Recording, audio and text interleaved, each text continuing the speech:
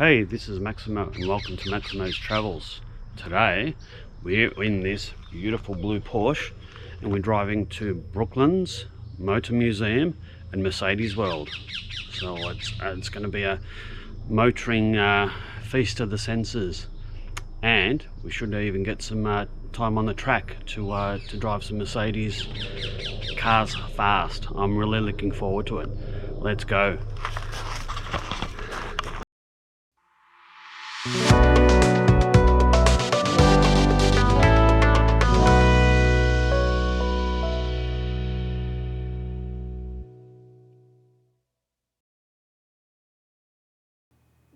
This video will be in two parts. Part one will be the Mercedes World Museum and the driving experience, and part two will be Brooklands Motoring Museum. So Mercedes World is in the suburb of Weybridge, and that's about 25 miles or 1 hour southwest of London. There's plenty of free on-site parking, and entry to the Mercedes World and Museum is free. There's a number of driving experiences one can take at Mercedes World. I was lucky enough to be in an AMG C43, and a 1 hour driving experience cost £200. The person I was with chose a G Class off-road driving experience, and 1 hour of that was about £150. Let's have a look. So we've got a C43 here. Yep. It's 3 litre V6. Right. 421 horsepower. Turbo. Turbo. Yeah. Scroll. Yeah. And Single. Yeah. It's a twin. So Twin. and then on most of them are twins now. Yeah. And then it's 4-wheel drive. Yeah. But 69% of the power is going to the back. Right. Yeah. So you get a little bit extra sort of pull from the front axle. Yeah. Yeah. But it kind of behaves a little bit more rear-wheel drivey than a lot of four-wheel drive systems. Yeah. It doesn't move the power up.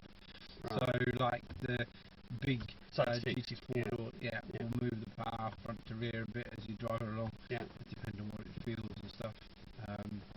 So I just want to fire up, put on the brake, and then the start button's down on the dash just there, down here. And you get more of a raspy sound with the V6 than the V8, more of a rumble, isn't it? Yeah. Just checking what time we got. Good stuff.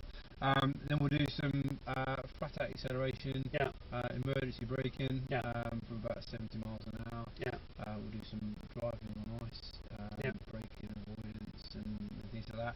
Yeah. Obviously we'll also go on our circle, which is again the ice surface, and we'll see if we can get you to control the slide. Alright. Now, with a rear-wheel drive car, you're more likely to end up in a slide, but the technique to catch it is easier. So here we're going to explore the performance of the car a little bit. Yeah. So we're going to feed in the power to full throttle. Right. In four-wheel drive we'll get good traction off the line, so shouldn't feel any wheel spin. Yeah. Absolutely flat out all the way down, keeping between the white lines. Yeah. And then when I say brake, I want a full-on emergency stop. Okay. Yeah. Stamp the brake as hard as you can. Yeah. I promise I'll give you room to stop. Yeah. Okay. You ready? Yeah. Off you go. So it's full power all the way. So just keep it going. Keep going. Keep going. Keep going. Keep going. Keep going. And brake hard as you can. Harder. Good. You feel your ABS pulsing? I can, yeah. Straight ahead. Straight ahead, yeah. Stop. So this time the car's going to rev higher before it changes gear, as that V8, C43 there. Yeah. So it's going to rev higher before it changes gear. Throttle response is more aggressive. Yeah. It's up to the valve and exhaust makes it sound a bit more AMG. Yeah. And suspension's in full stick. Yeah. Very different feel this time. Exactly the same thing, and I'll tell you when to brake. Okay, no worries. Off you go. All the way, keep it going. And brake. Really gives you confidence on those brakes. It does, doesn't it? Yeah. That's right there. So one of the things we're doing here is kind of get you used to the car, you get used to the confidence in feeling what the car is able to do. So then when we go on the bigger track and we're going faster, if it all goes a little bit wrong, then you've got more confidence to use braking, the car. Yeah, exactly. Yeah. 35 miles an hour. Yeah. So gently build the speed up. Yeah. If you floor it, then the limiter kicks off. Yeah. It assumes you need the speed. Yeah. So cruise up to 35. Yeah. You should be doing 35 by the time you get to those red cones. Right. I'll tell you when to brake again. Yeah. And then again hit the brake to stop the car as quickly as you can. All right. Okay, on you go. So dead central. So keep building that speed up. That's it, just keep going. That's good, keep going. Yeah. You actually go. Yeah. So give it a go, see what happens. Don't release the brake, just keep the brake pressed.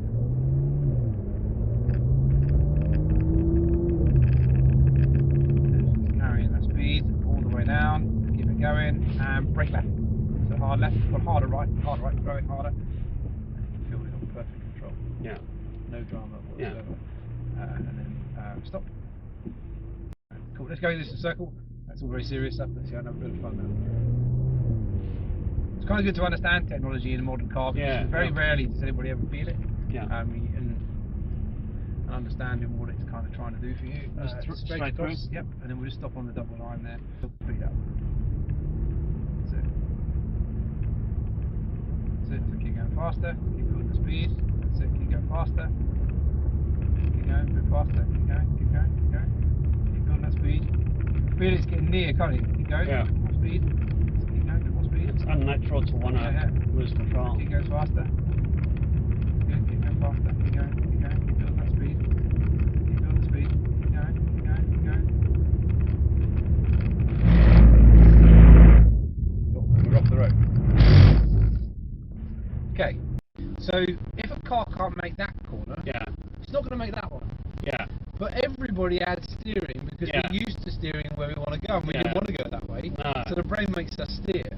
Yeah. So this time try the same thing, but when you feel the front let go, just back off the throttle. Leave the steering exactly where it is. Okay. And you'll find you get much better control. Okay. So let's give it another go. So just stay off that white line a little bit. Make sure you're not on it. It's grippy there on the side. That's it. So build the speed. You should find it will break away about the same place. It's a bit grippier on this half than it is over the other side. So build that speed a little bit more. That's it. That's good.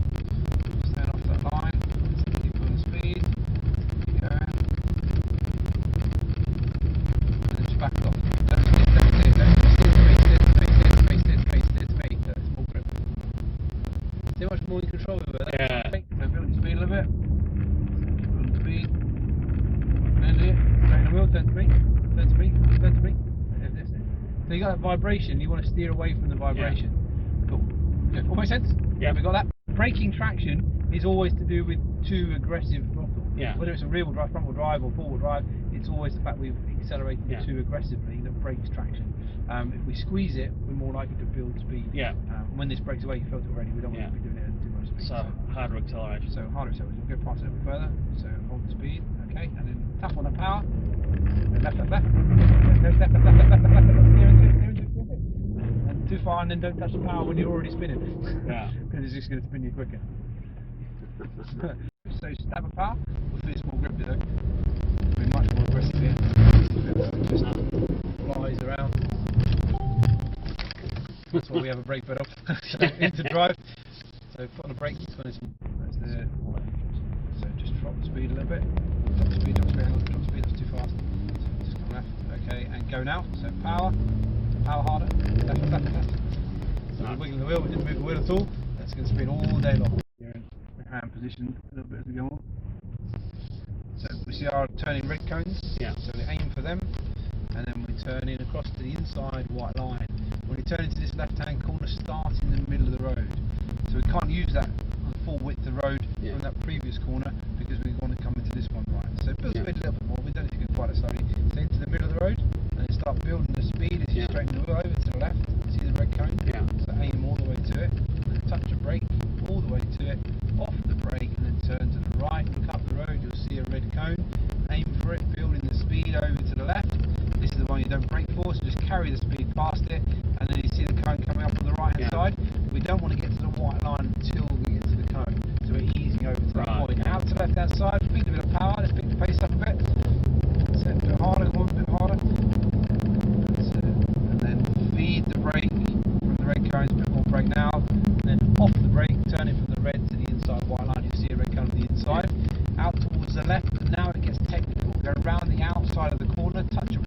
straight line, and outside everybody goes inside with the cones all the way over there. Right. And that's because of what's happening here. We're on the right hand side past this blue cone, stay on the right, go straight deep into the corner, then brake and then turn.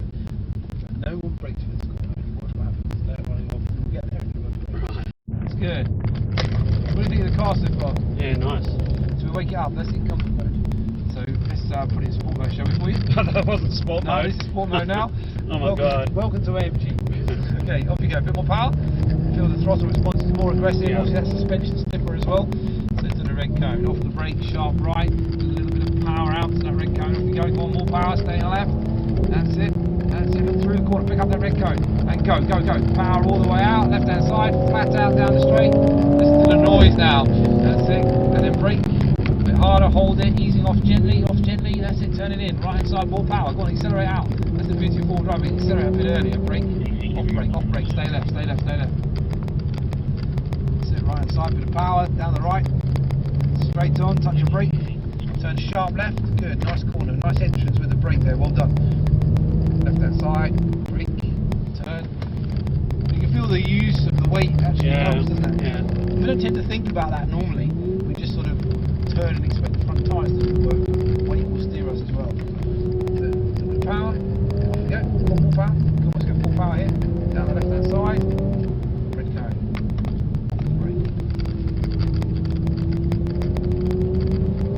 Stay wide, into the right, feed in the power, that's it, power all the way down, stay left, brake in, off the brake, and power, stay left, brake, okay, try again.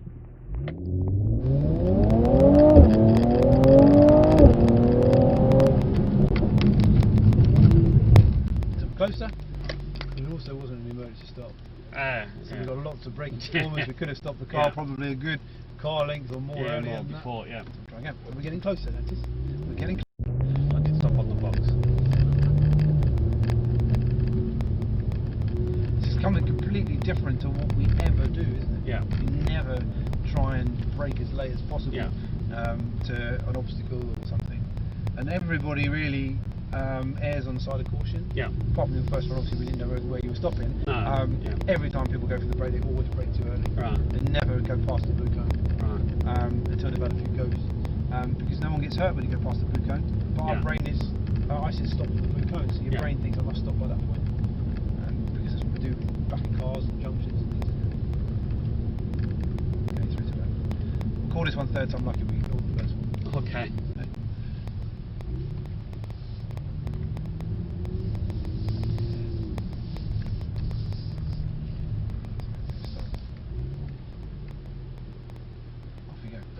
Remember, absolutely hit the brakes as hard as you can.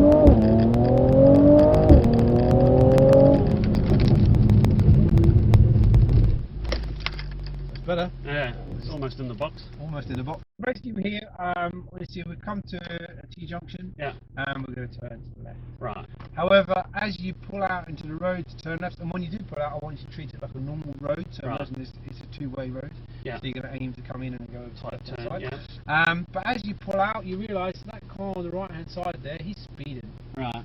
And he's going to hit you, pull in front of him. Natural reaction at that point is to do what? Brake. You're already in the road. Yeah. Pull to the left. You're going to accelerate. The natural thing, if you're in the road and you think he's going to hit you and you've already pulled out, you're going to try and get out of the way. So that's what we're going to simulate. Right. Pull out, start turning left as a normal pull away, and when I say go, I want you to accelerate away from him. Okay. Okay? Let's see what happens. So, round to left.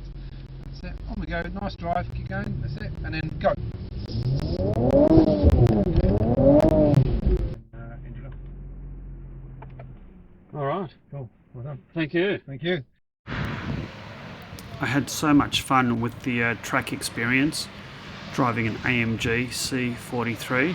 What a great car. After that we had a quick look at the skid pad, and I was gratified to see that I wasn't the worst driver on the day. Once those cars go into a skid, those forward drive cars, very, very difficult to correct.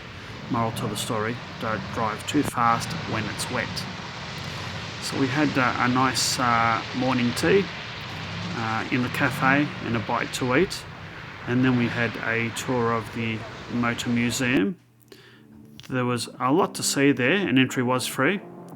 There were antique Mercedes cars, there were engineering displays of motors and engine parts.